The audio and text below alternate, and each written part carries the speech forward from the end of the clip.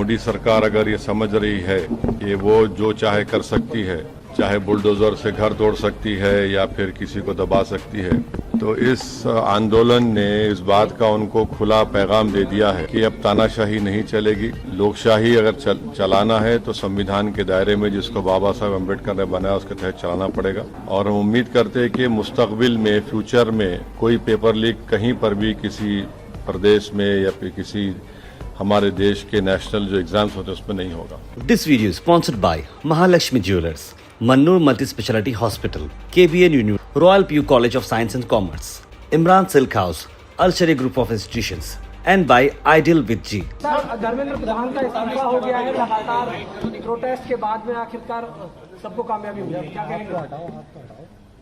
ये कामयाबी है हक की झूठ के ऊपर। ये कामयाबी है उन तमाम नौजवानों की जद्दोजहद और उनकी कुर्बानी, और मैं उनको मुबारकबाद भी देता हूं।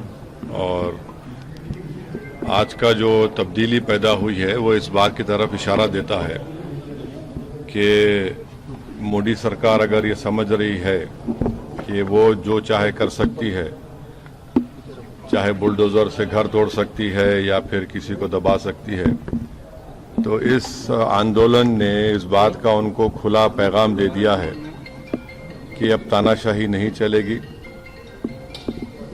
लोकशाही अगर चलाना है तो संविधान के दायरे में जिसको बाबा साहब अम्बेडकर ने बनाया उसके तहत चलाना पड़ेगा। और हम उम्मीद करते हैं कि मुस्तकबिल में, फ्यूचर में कोई पेपर लीक कहीं पर भी किसी प्रदेश में या फिर किसी हमारे देश के नेशनल जो एग्जाम्स होते हैं उसमें नहीं होगा। अभिजीत दिपके कह रहे हैं कि अभी ये लड़ाई बाकी है, अभी तो ये सिर्फ शुरुआत है। क्या कहा आपने? अभिजीत दिपके कह रहे हैं कि अभी तो ये लड़ाई और भी बाकी है, अभी ये शुरुआत हुई है। प्रोटेस्ट भी सर पहला विकेट गिरा है, प्रोटेस्ट खत्म। हाँ, तो लड़ाई लड़ने का इख्तियार भारत के संविधान ने सबको दिया है। और अभी मोदी सरकार के अभी 2 ही साल तो मुकम्मल हुए हैं, तो जाहिर है सबको मिलकर जिद्दोजहद करना पड़ेगा। अखिलेश यादव कह रहे हैं कि इनकलाब की जीत हुई है। अब वो उनके बारे में मुझे सर, अजय राय हैं कांग्रेस अध्यक्ष, वो कह रहे हैं कि अब धर्मेंद्र प्रधान की गिरफ्तारी भी होनी चाहिए और फिर उसके बाद में जांच होनी चाहिए। कोई दूसरे पार्टी का क्या बोलेगा, हमसे क्यों पूछ रहे हैं आप? वो जवाब देंगे अपना। सर, लीडर ऑफ अपोजिशन के पे तो वो बताएंगे। सर, वो बोल रहे हैं कि लड़ाई जो है इस पूरे मामले में जो कार्रवाई है, जिन्होंने लाठीचार्ज किया है पुलिस वालों पे, उनके खिलाफ कार्रवाई होनी चाहिए और एक्शन सख्त होना चाहिए। आपका क्या स्टैंड है? 4 लोगों को पेलेट गन से गोली मारी गई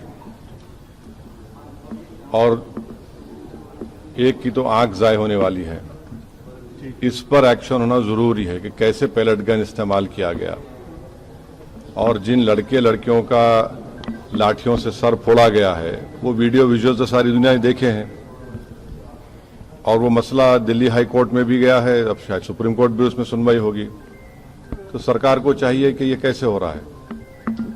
तो यकीनन ये पेलेट गन आप देखिए कि जब जम्मू कश्मीर में इसको इस्तेमाल किया गया था, करीब मेरे ख्याल से अगर मैं गलत ना कहूं तो 1000 के ऊपर लोगों को पेलेट गन से मारा गया था। उसमें से 50-60 लोग बिल्कुल देख नहीं सकते हैं। तो पेलेट गन का इस्तेमाल जिन 4 युवाओं पर हुआ है उसकी तो तहकीकात होनी चाहिए। एक तो मंसूरी है जबलपुर मध्य प्रदेश के, जो BA MBA करे।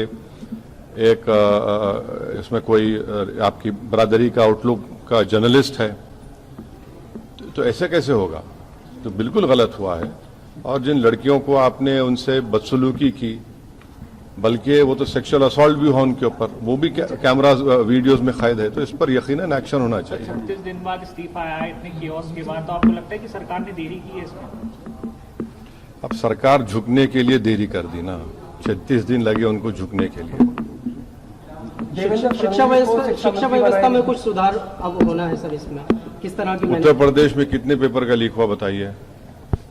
कितने पेपर्स का लीक हुआ है?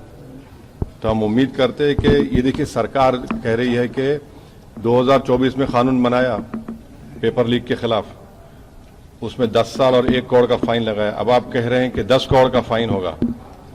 भाई पेपर लीक हो क्यों रहा है वो तो देखिए आप कानून बनाएंगे, ये बनाएंगे। अच्छा, फास्ट ट्रैक कोर्ट तो एक मजाक बन चुका है। 2009 में फास्ट ट्रैक कोर्ट बनाया गया और 2019 से बनाया गया। 2019 से 2026 तक आपको मालूम कितना खर्चा हुआ उसके पर। पार्लियामेंट में जवाब दिया 1100 करोड़ रुपए, और अभी भी पूरे देश में 2,65,000 केसेस फास्ट ट्रैक कोर्ट में चल रहे हैं। अभी बैकलॉग है।